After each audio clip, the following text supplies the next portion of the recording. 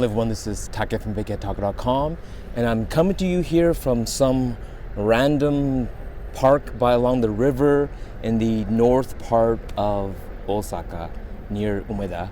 And this is near my brother's apartment, and I thought I would do a quick review of the, look at this lens. It's the XF23 f2WR.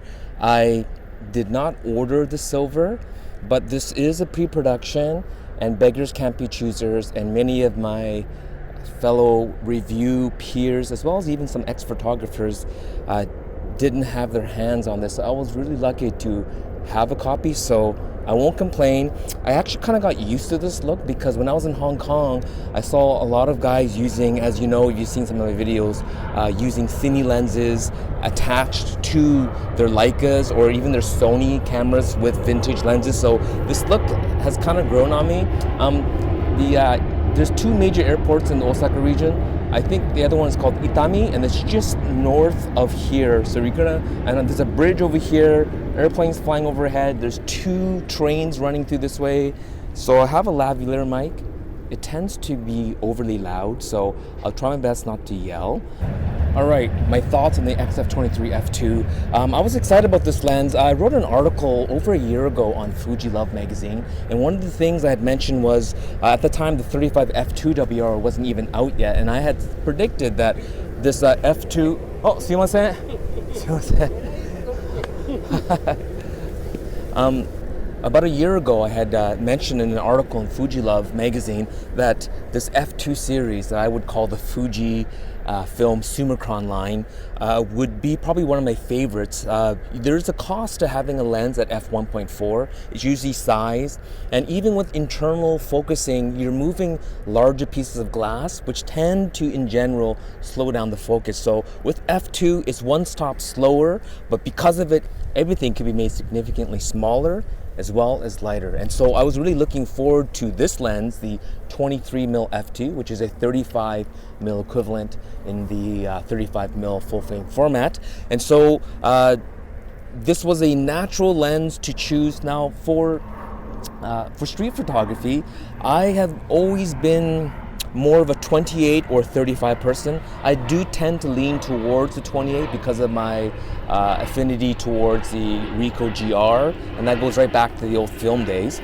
But I did have, in the film days, I did have a 35mm f1.4, and that was one of my favorite medium wide angle prime lenses. And so, すいません.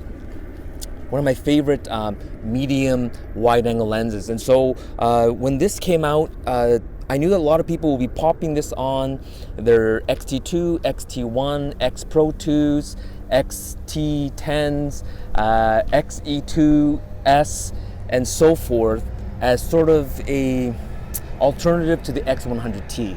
And bringing this to I brought the XT2 to Hong Kong. Now coming to Osaka, I had a decision to take the X Pro 2 or the XT2, but I thought I would bring the latest and the greatest kind of together. And as well, I was thinking of shooting more video, which I ended up not doing, and I explained it in another video. So I wouldn't say I regret taking the XT2 because this has been a fantastic camera, but the X Pro 2, both aesthetically and conceptually, I think is probably a better fit for this lens, although there's nothing wrong with using this lens with the XT2. Now I did bring two other lenses with me. I brought the XF14 f2.8 for my wide angle stuff, and I did bring the 35 f2. So those are my three lenses, the 14, the 23, and the 35. And so 3 primes, that's pretty much all I really wanted on a trip like this, which is 95% vacation for myself. And as well, even if this was for work, I think if I wanted to travel light and compact, these would still be my 3 go-to lenses. Others may go for the 16mm f1.4. Yes, 1.4, but for me personally, it's a little bit too heavy for not enough of an extreme wide angle. So I still prefer the 14mm over the 16. And I'll post some pictures that I've taken. I would say about 90% of my shots were taken with the 23. I took a few with the 14. I don't even know, I haven't even looked at the pictures. I've been so busy. I've ingested them, but not into Lightroom, and I haven't even edited through. But I took a few shots, and maybe The 35, I may have taken a few shots, but I don't recall. Now, in a city like Osaka, shooting either during the day or at night, I did find that for walking on the sidewalk and passing people, I found the 23 was better than the 35, because the 35, you need to kind of see people off at least 20-30 feet as they approach, and then when they hit between that sweet spot of 10 feet to 15 feet, you can get the shot. But in a crowded city, it's hard to see people that far off. With the 23, it's closer to 28 in that, you're seeing, I mean, you're still looking out, but as people are approaching or bikes are crossing, the 23, you get a bit wider angle, quite a bit wider angle than the 35, and you can get those shots. And so I'll post examples of those type of shots. But there were times where I did need a little bit more pull. This lens here at night, shooting through like maybe coffee shop windows or someone that's kind of across the street, getting a little bit more telephoto pull would have been nice. But worst case scenario, what you do is you would just have to crop in. I'm not saying I'm not or am a fan of cropping, but sometimes it's necessary. So on some shots, I took it knowing I would probably need to crop in a little bit because I just could not get any closer where this would have done the job. And so if I had to choose between these two for street, for my style, I like the 23, but for others, this 35, which is close to a 50mm equivalent, this is the classic street photographer lens. So if you're trying to pick between these two, it really comes down to focal length choice. In terms of performance, I found that the AF on the 23 f2 was faster than the 35 f2. I don't think that it's that the motor is faster. I just think that the focus throw, like this will hit infinity much quicker than this lens here. And so because of it, this will, if it can't get the contrast, when it goes zip zip like that, this will go through a shorter from infinity and back again versus this lens. And that goes the same with the 14 f2.8, right? This focus is reasonably quick because after about 6 feet, what does it even mark it at?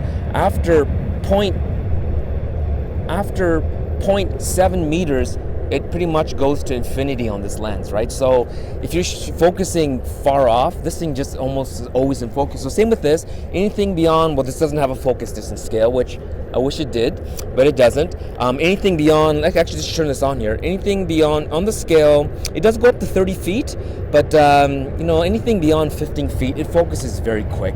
And I've posted some shots of me, some of me even, I'm on a bike riding and I'm taking pictures, and I'd say 80% of the time, spot on, it gets the focus. And some of them I even shot at f2, and a lot of times f2.8, it still got the focus. I tried it in Vancouver and in Hong Kong with the 35, and I would say it would be about a 60 to 70% hit rate. And this is, it got more hits shooting on the street. And so when it comes to that type of photography where you need to shoot quick, and I met Akban Chia, ex-photographer from Singapore, and he had the black 23 f2, and he was kind of shooting like that, like under his arm and just very quick without looking. And from what I could see that we looked at, his pictures were spot on. And so this is, for me, the XT2 and the 23 f2 is probably the fastest focusing Fujifilm X series camera body and lens combination that Fujifilm has currently. So if you need something quick and you can survive shooting with the 35mm equivalent wide angle, then this lens is for you. Optically, I did process 1 or 2 images in Photoshop just to take a look, and because I have been shooting it reasonably wide, it's hard to say edge-to-edge evenness, but I can tell you by looking at it and using this, this sensor makes a big difference as well. And comparing with the X100T, definitely sharper, definitely more corrected. I just like the tonality and the rendering of this lens, even more so than the 35 f2, and I don't know what it is. When I get back to Vancouver, maybe I'll have to kind of do a side-by-side, but so far I like the rendering on this 23 f2 over the 35 f2. And so overall, it's been a great experience. If you are a Fujifilm photographer and you like to shoot medium wide to wide, so anywhere between the 18, 23 or the 27, and you like to shoot street or whatever style of photography, those are probably your three main lenses to go light and compact. The 23 and the 35 are WR, the 18 and the 27 is not. So in the end, maybe this is the choice for you. If you have an X Pro 2 and the XT2, this combo here. But for me personally, X Pro 2 with the 23 f2 in black would probably be the ideal setup currently for the top of the line Fujifilm, the X-Trans sensor, processor, and lens for autofocus, for weather sealing, for rendering. I think this is a fantastic lens, and I look forward to seeing now maybe a redo of the 18 f2 in WR, maybe a redo of the 16, not a redo, sorry, an XF 16 f2, perhaps even a 14mm f2 and a 56mm f2 all in WR. I really look forward to that. For me, there's no point in comparing this to the 1.4. The 1.4 was, for me, the sharpest and the best rendering Fujifilm prime lens in the entire lineup. It was that and the 14 were my two favorite lenses. But for the WR and for the AF speed and the rendering on this, and the price, I would choose this over my favorite 23 f1.4. For the price and weight and size difference, I think this is the way to go. But if you need that extra stop, then you need that extra stop.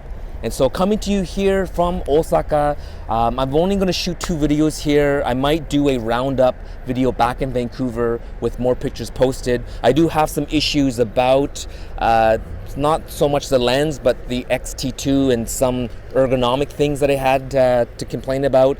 But this is not the video for it. This is about the 23 f2. Obviously, I'll be posting pictures throughout this video. And so you'll see how with very little time I had, because this was mostly family time, I was still able to get some pretty sweet shots, even shooting at night. On a bicycle, I would basically have this up through and around like this, riding like this, and whenever I need to, I'd stop and take pictures. And yeah, really happy.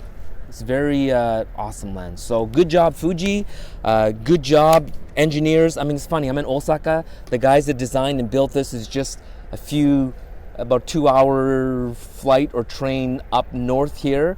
So perhaps I'll be able to visit Fujifilm headquarters someday soon.